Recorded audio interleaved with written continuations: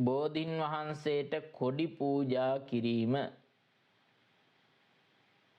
සේවිතං ධම්ම රාජේන පත්තුං සම්බෝධි මුත්තමං පූජේමි බෝධි රාජානං දජේනේ තේන සාදරං. ආයුබෝවන් හැම දිනාට මාගදී ක්‍රියේෂන්ස් YouTube නාලිකාවට ඔබ සම සාදරයෙන් පිළිගන්නවා. ගාථාවක මිහිර කියන වැඩසටහනින් ඔබ වෙත අරගෙන ආවේ බෝධින් වහන්සේ උදෙසා දජ හෙවත් කොඩි පූජා කිරීමේදී භාවිත කරනු ලබන ගාථාවයි.